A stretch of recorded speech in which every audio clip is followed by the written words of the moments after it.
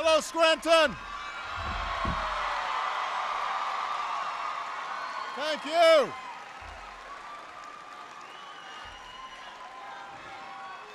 It is good to be back in Scranton. Go Knights.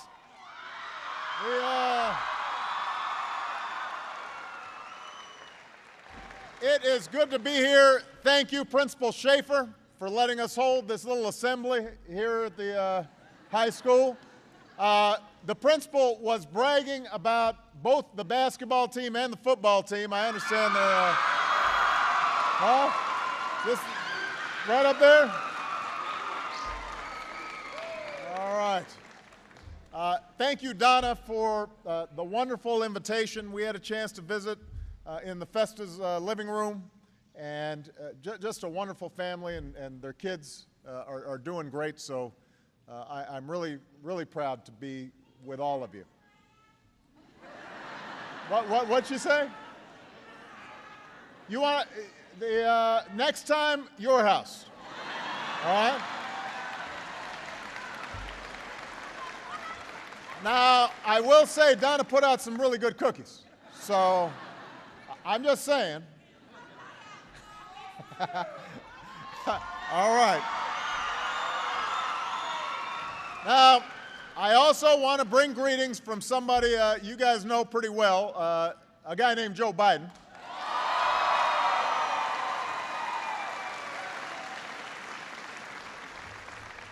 Joe is in Iraq as we speak, and he's visiting with our brave men and women in uniform, thanking them for their service. And part of the reason he's going now is because pretty soon we'll all get a chance to say thank you. This holiday season is going to be a season of homecomings, because by the end of December, all of our troops are going to be out of Iraq. They're going to be back home.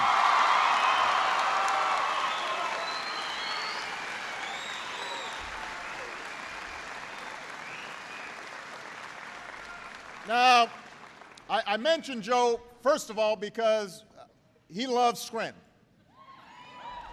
He was born here in Scranton. He spent his early years here in Scranton. This town helped make him who he is. This is a town where he and so many of you grew up with a faith in an America where hard work matters, where responsibility matters, where if you stay true to those things, you can get ahead. Where no matter who you are, no matter what you look like, whether you own a factory or you work on the factory floor, America is a place where you can make it if you try. That's why Joe and I ran for this office. You are why we spent so much time in this state a few years ago. Because even then, those ideas, the idea that's at the very heart of the American dream, felt like it was slipping away for a lot of people. You know, it was wonderful visiting with Patrick and Donna, and we were talking about the fact that Patrick Festa's been teaching in the school system for 25 years now. Donna's been a graphic artist.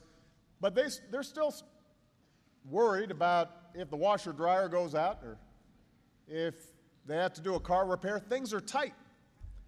And they're pretty lucky that they've got a good job, steady jobs. For a lot of folks, it's a lot tougher. And we've gone through a difficult decade for middle-class Americans. More good jobs in manufacturing left our shores over the last decade. More of our prosperity was built on risky financial deals and homes that a lot of folks couldn't afford. And a lot of you watched your incomes fall or your wages flatline. Meanwhile, the cost of everything from college to health care were all going up. And then, after all that, the financial crisis hit because of the irresponsibility of some on Wall Street. And that made things a whole lot tougher. Today, we all know folks who've spent months looking for work. We all know families making deep sacrifices just to get by. We all know young people who've gone to college, they've taken on a bunch of debt. Now they're finding that the opportunity that they worked so hard to find is getting harder and harder to come by. So there's a sense of deep frustration among people who've done the right thing but don't see that hard work and that responsibility pay off.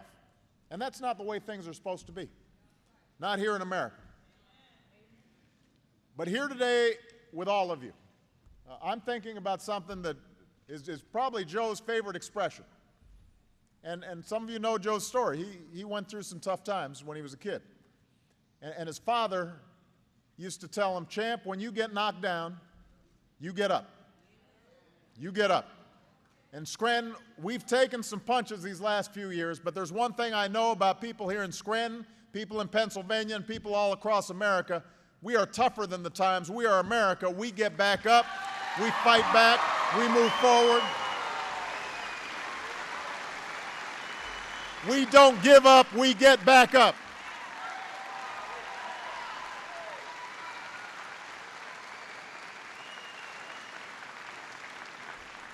And even though our economic problems weren't caused overnight, and so they're not going to be solved overnight, even though it's going to take a few more years to meet all the challenges that were decades in the making, we're fighting to make things right again.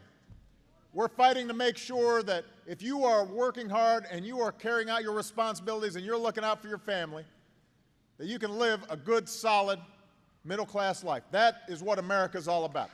And we are going to be fighting for that every day, every week, every month, and every year that we're in office. We want an America where hard work is valued and responsibility is rewarded. We're fighting to rebuild an economy that restores security for the middle class and renews opportunity for folks that are trying to get into the middle class. We're fighting to build an economy that's not based on outsourcing and tax loopholes and risky financial schemes, but one that's built to last. One where we invest in things like education and small businesses.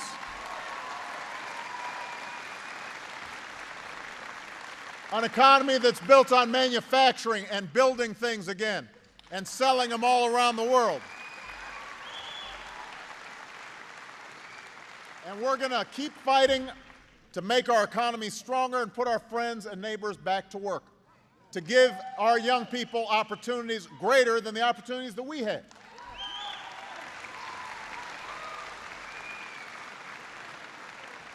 Now that's what we've been doing for the last 3 years. But 2 months ago, I sent a particular piece of legislation to Congress called the American Jobs Act. This is a jobs bill that will put more Americans to work, put more money back into the pockets of working families. It contains ideas that historically have been supported by Democrats and Republicans. It's paid for by asking our wealthiest citizens to pay their fair share.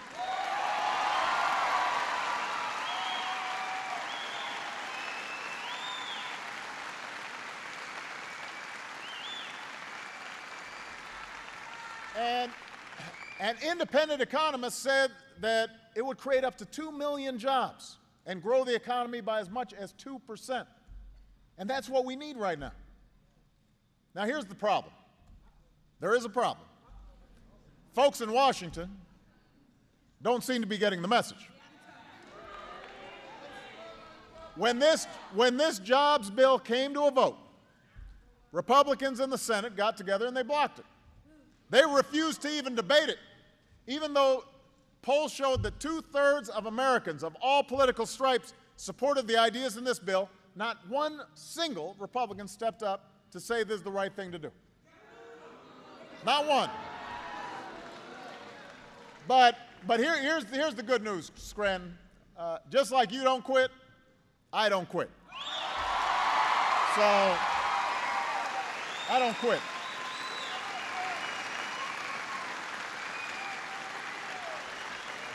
So I said, look, I'm going to do everything that I can do without Congress to get things done.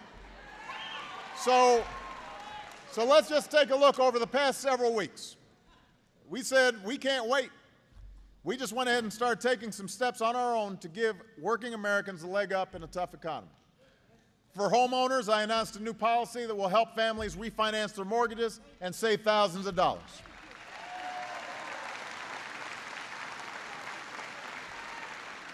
For all the young people out here, we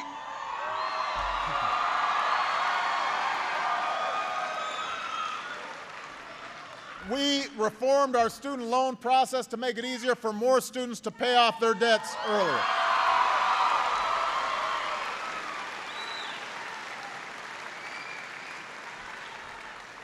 For our veterans out here, and I see some veterans in the crowd, we ordered several new initiatives to help our returning heroes find new jobs and get trained for those jobs. Because you shouldn't have to fight for a job when you come home after fighting for America. You shouldn't have to do that.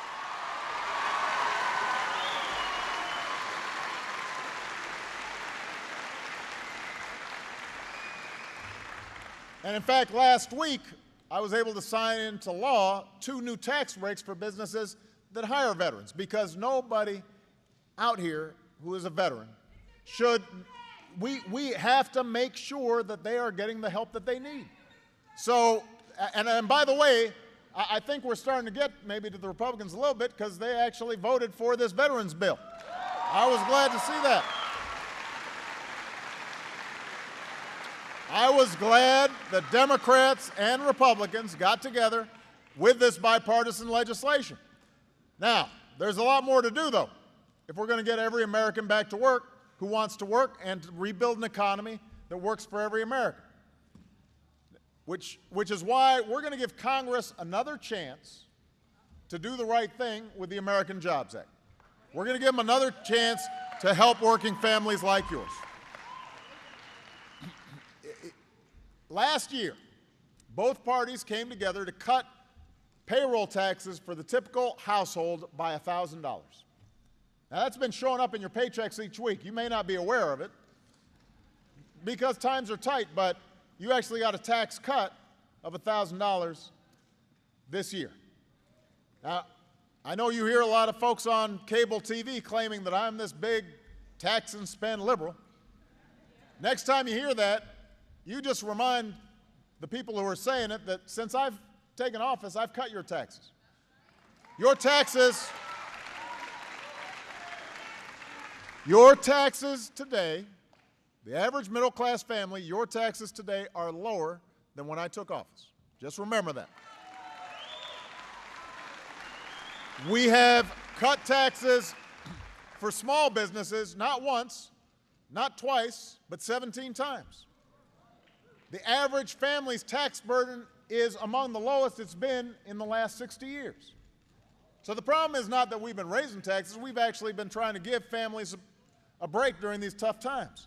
But here's the thing, that payroll tax cut that we passed in December of last year, it's set to expire at the end of this year, 1 month from now. If that happens, if Congress doesn't act to extend this tax cut, then most of you, the typical middle-class family, is going to see your taxes go up by $1,000 at the worst possible time. So a young lady just said she can't afford that. It would be tough for you. It would also be a massive blow for the economy because we're not fully out of the recession yet. Don't take my word for it. This is what every independent economist says. We can't let this tax cut lapse right now.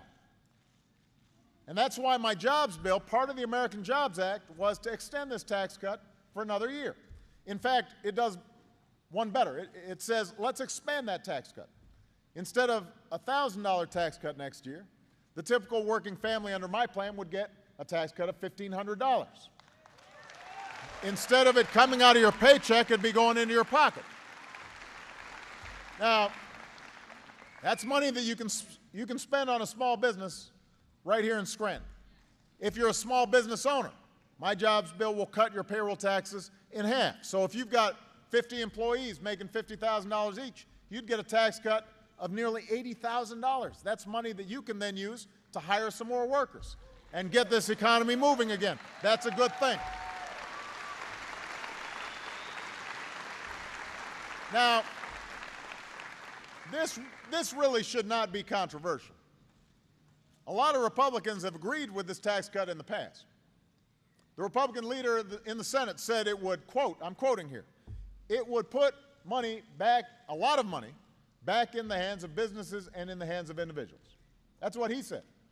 Another Republican leader said it would help small business owners create jobs and help their employees spend more money, creating even more jobs. One Republican even called it a, quote, conservative approach to help put our economy back on track. So what's the problem? The bad news is some of those same Republicans voted no on my jobs bill and those tax cuts. I don't know whether it's just because I proposed it. I don't know. They said no to cutting taxes for small business owners and working families. One of them said just 2 years ago that this kind of tax cut would boost job creation, and now that I'm proposing it, he said we should let it expire. I mean, what happened? Republicans said they're the party of tax cuts. That's what they said. A lot of them have sworn an oath to never raise taxes on anybody as long as they live. That doesn't square with their vote against these tax cuts. Are they? I mean, how is it that they can break their oath when it comes to raising your taxes, but not break their oath when it comes to raising taxes for wealthy people? That doesn't make any sense. I mean, I hope that they don't want to just score political points. I hope that they want to help the economy.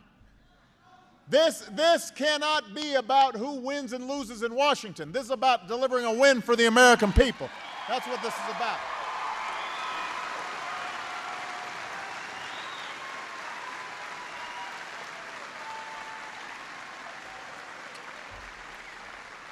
You know, a $1,500, that's not a Band-Aid for middle-class families. That's a big deal. How many people here could use an extra $1,500? Yeah, I thought so. So I tell you what, Scranton, they may have voted no on these tax cuts once, but I'm already filled with the Christmas spirit. There's kind of some chill in the air. You know, I saw some Christmas decorations at the Festas. So I'm in a Christmas spirit. I want to give them another chance. I want to give them a chance to redeem themselves. We're going to give them another chance. So as early as Friday, this Friday, in a couple of days, we're going to give them a chance to take a simple vote on these tax cuts. If they vote no, then the typical family's taxes will go up by $1,000 next year. If they vote yes, then the typical family will have an extra $1,500 in their pocket. So let's just be clear. If they vote no, your taxes go up. Vote yes, you get a tax cut. Which way do you think Congress should vote? They should vote yes. It's pretty simple.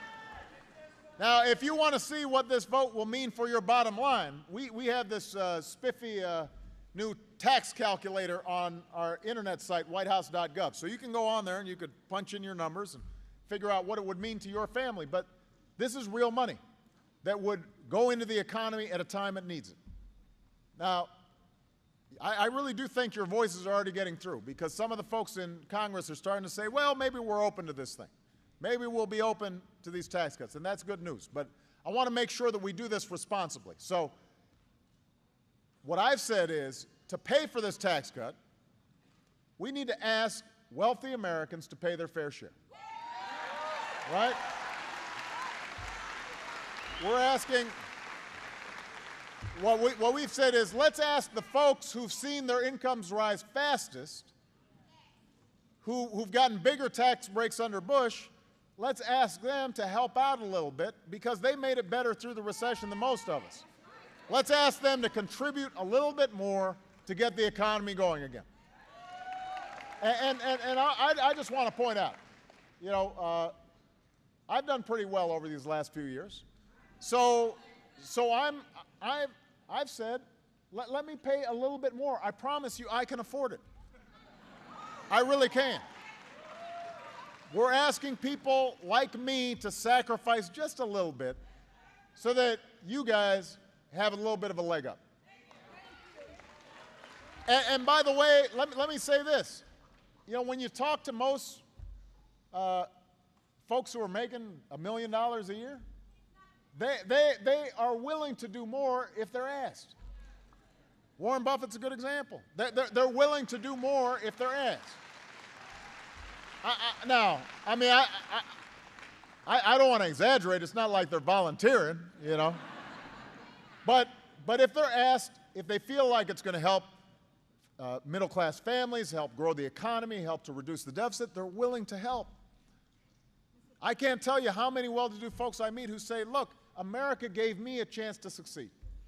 Somewhere along the line, somebody gave me a good education. Somewhere along the line, somebody gave me a college scholarship. Somewhere along the line, somebody built the information and transportation networks that have helped my business grow. Somewhere along the line, somebody gave me a shot. And so now it's my turn to do the next generation that same good thing. I've got to give something back to them as well.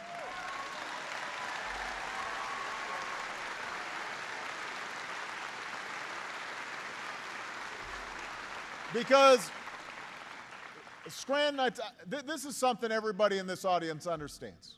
You know, when you think about the history of Scranton and the immigrants who came here and worked hard, each successive generation doing a little bit better, you guys know that what America is about is that we're all in this together. That each of us has to do our own individual part, but we also have to be looking out for one another. And that's the very simple choice that's facing Congress right now. Are you going to cut taxes for the middle class and those who are trying to get into the middle class, or are you going to protect massive tax breaks for millionaires and billionaires, many of whom don't even want those tax breaks? Are you going to ask a few 100,000 people who've done very, very well to do their fair share, or are you going to raise taxes for hundreds of millions of people across the country, 160 million Americans? Are you willing to fight as hard for middle-class families as you do for those who are most fortunate? What's it going to be? That's the choice in front of Congress. And I hope members of Congress think hard about this, because their actions lately don't reflect who we are as a people. What does it say about our priorities when we'd rather protect a few really well-to-do people than fight for the jobs of teachers and firefighters? What does it say?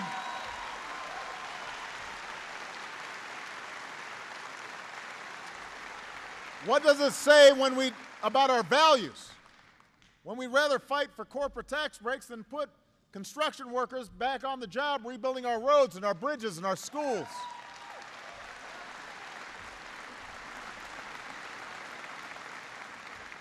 What does it say about us if we're willing to cut taxes for the people who don't need them and raise them on the folks who do need a tax break? We are better than that. America's better than that. We celebrate individual achievement. We expect everybody to work hard. But we don't believe in every person for themselves. We believe that out of many, we come together as one. We're a people who reach for our own success, but we also reach back for the people to bring somebody up. Reach back to help others earn their own success as well. And we believe that if the folks at the bottom and the folks in the middle succeed, then America succeeds, and the folks at the top succeed as well.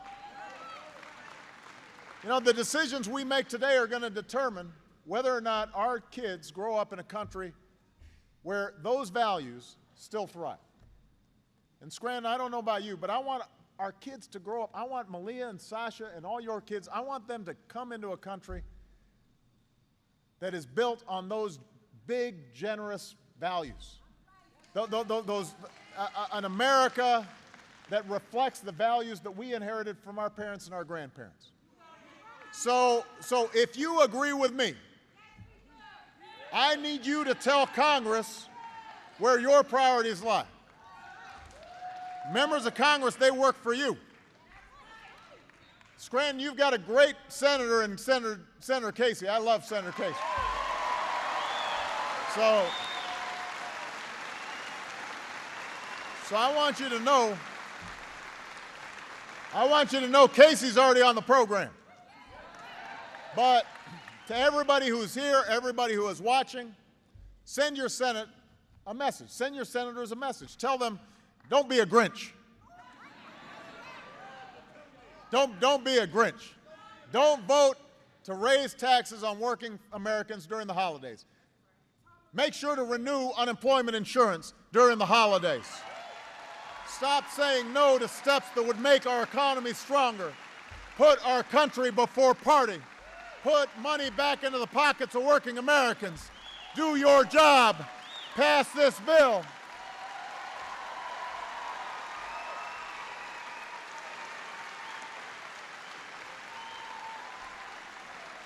Scranton, the American people are with us on this. It is time for folks to stop running around spending all their time talking about what's wrong with America. Spend some time, roll up your sleeves, and help us rebuild America. That's what we need to do.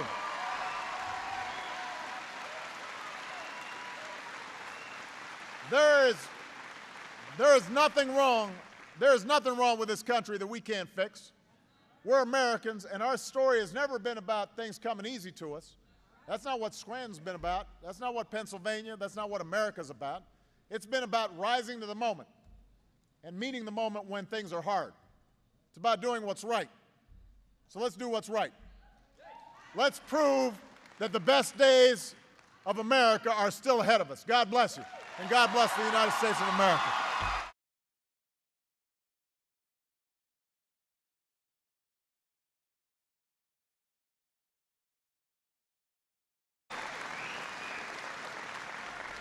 Now, I mentioned Joe, first of all, because he loves Scranton. He was born here in Scranton. He spent his early years here in Scranton. This town helped make him who he is. This is a town where he and so many of you grew up with a faith in an America where hard work matters, where responsibility matters, where if you stay true to those, both the basketball team and the football team, I understand they're, just right up there? All right. Thank you, Donna, for the wonderful invitation. We had a chance to visit in the Festa's living room, and just a wonderful family, and their kids are doing great, so I'm really, really proud to be with all of you. What'd you say?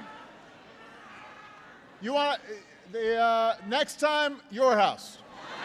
All right? Now, I will say Donna put out some really good cookies. So, I'm just saying. All right. Now, I also want to bring greetings from somebody you guys know pretty well, a guy named Joe Biden.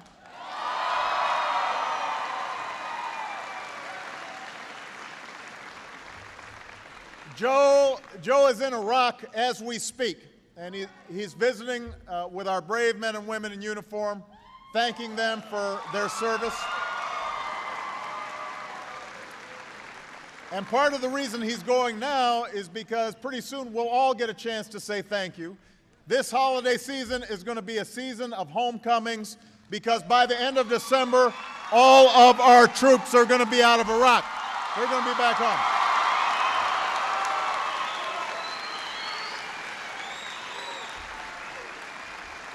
Hello, Scranton. Thank you.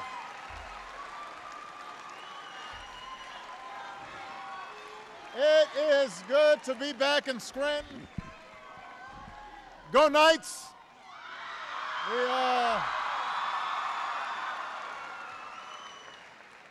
It is good to be here. Thank you, Principal Schaefer, for letting us hold this little assembly here at the high school.